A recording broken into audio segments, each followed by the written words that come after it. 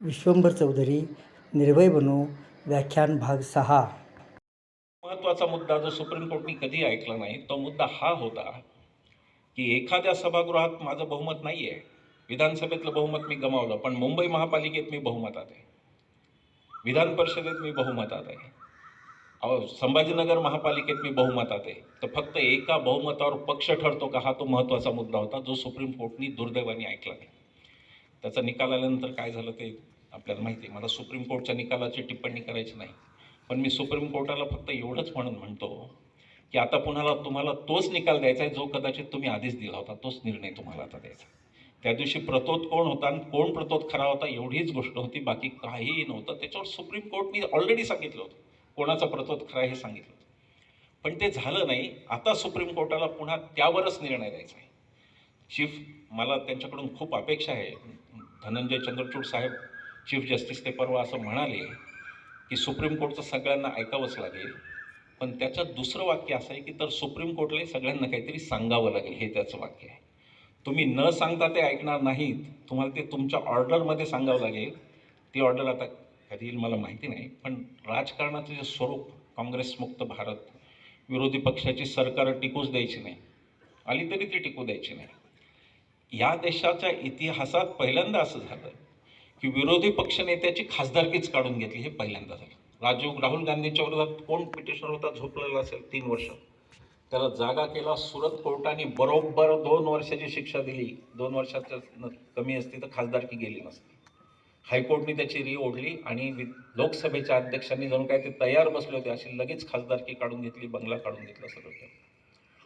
त्याच्यानंतर ते सुप्रीम कोर्टातून आले. राहुल गांधी सुप्रीम कोर्टातून आलेले आहेत, हे लक्षात घ्या. पण ही जी स्थिती आहे, या देशात विरोधी पक्ष नको, या देशात विरोधी पक्ष नेता नको आणि त्याची खासदारकी आम्ही काढून घेऊ, ही स्थिती अभूतपूर्व अशी आणीबाणीची स्थिती आहे जी या देशात कधीही आलेली नव्हती. या देशात विरोधी पक्ष राहणार, लोकशाहीत विरोधी पक्ष असतो आणि त्याला सन्मान द्यायचा असतो, हे या देशाने शिकवलं. पदांचं अवमूल्यन होत चाललं आहे. एक महाराष्ट्रीयन माणूसच, मावळणकर हेच लोकसभेचे सभापती होते. नार्वेकर साहेबांना माहिती का नाही मला माहिती नाही.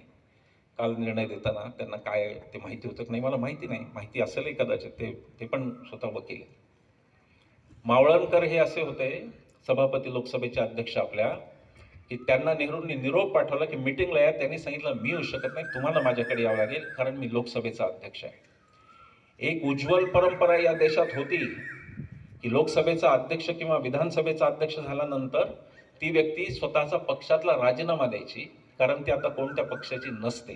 ती पीठासीन अधिकारी, सगळ्यांना न्याय देणं हे त्या न्यायाधीशाच्या भूमिकेत असतात. ती पण परिस्थिती या देशात होती, पण आता कोणीही राजीनामा देत नाही आणि कोण कोणाच्या इशाऱ्यावर चालतं तेही कळत नाही, इतकी वाईट स्थिती या देशात आली. या देशात सगळं राजकारण काही नेहमीच चांगलं होतं असं कोणी म्हणणार नाही, आम्ही म्हणत नाही. या देशाने आणीबाणी पाहिली आणि ती उठलेली पण पाहिली आणि त्यातून काँग्रेस काही एक शिकली, हे पण या देशाने पाहिलं, सगळं पाहिलं. पण जी पातळी आज गाठली गेली आहे ती या देशाने कधीही पाहिली नव्हती. एवढं एक असहिष्णू वातावरण, एवढं एक प्रचंड वेगळं वातावरण, ज्याच्यामध्ये विरोधी पक्ष खलास झाला पाहिजे, त्यांची सरकारं टिकली नाही पाहिजेत आणि ईडीच्या जोरावर आम्ही आणू, हे.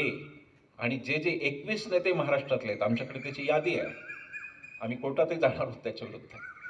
महाराष्ट्रातले 21 नेते आहेत, त्यात तुमच्या कोल्हापूरचे पण आहेत.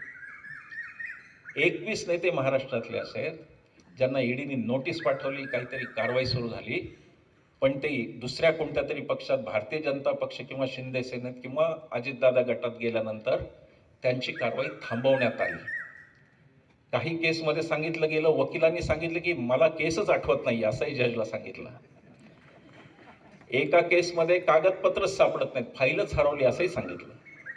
आता काय म्हणजे काय चाललंय या देशातून, कुठे लोकशाही कुठे संविधान, हा विचार आपण करायचा आहे. ईडी मधून 21 नेते दोषमुक्त झाले कारण ते सत्ताधारी पक्षाशी अलाइन झाले. तर संदेश असा आहे की माझ्याकडे येता का ईडी लावू, हा संदेश आहे. एक घोषणा आपण ऐकली होती, न खाऊंगा न खाने दूंगा.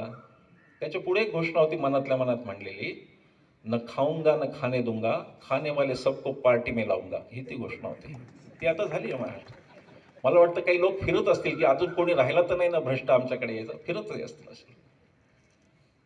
त्या घोषणेवरून आणि त्या ईडीवरून जे काही झालं पुढे देशात ते फार भयावह आहे हे लक्षात घ्या.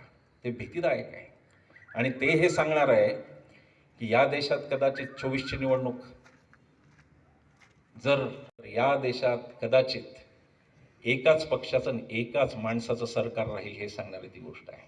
त्याच्यामध्ये कोणी नसेल दुसरं. पुढे निवडणुका होतील की नाही मला खात्री नाही. 24 जर का हातचं गेलं तर निवडणुका मतदानाचा अधिकार त्याचं काय होईल मला माहिती नाही. एकपक्षीय सरकारकडे आपण चाललो. साधं एक आकडा सांगतो तुम्हाला लक्षात येईल. एनडीए आणि इंडिया असे दोन आघाडी आहेत आता राजकीय आपल्या क्षितिजावर. दोन आघाड्या आहेत, इंडिया आणि एनडीए. एनडीए जी भाजपच्या नेतृत्वाखाली आहे त्याच्यामध्ये भारतीय जनता पक्ष एक नंबरचा पक्ष आहे. त्याच्या जागा आहेत 290 आणि त्याच्यानंतर थेट दुसरा पक्ष 13 जागांचा आहे, जी शिंदेची सेना 13 जागांवर आहे. 290 ते 13 सगळे संपवत आणलेत. एनडीए बऱ्यापैकी उरकलंय. आता कोणी संपवायचं शिल्लक नाही. मगाशी मी आमच्या शेतकरी संघटनेच्या मित्रांशी बोलत होतो, जालिंदर पाटलांशी. संपवत आणलंय सगळं. असं समजू नका की कोणा ज्याच्या गळ्यात हात टाकला त्याचं भस्मच होतं. भस्मासुरच आहे तो ज्याच्या डोक्यावर हात ठेवतो त्याचं भस्मच होतं. हा अनुभव अनेकांनी घेतला देशामध्ये. नितीश कुमारांनी पण घेतला. एवढा हुशार माणूस त्यांनी पण घेतला. ती जी राजकीय संस्कृती आत्ता आली की आमचा पक्ष नाही तर कोणीही नाही, एक तर आम्ही नाही तर कोणीही नाही, ती संस्कृती, त्या संस्कृतीच्या विरुद्धात लढावं लागेल. म्हणून निर्भय बनो समोर आहे. दुसऱ्या बाजूला एक धार्मिक राजकारण केलं जातं. मी हिंदू आहे, राम माझाही देव आहे. त्यांच्या अनेक नेत्यांपेक्षा मी चांगला हिंदू आहे. त्याचं कारण मी वेद आणि उपनिषद वाचलेला हिंदू आहे.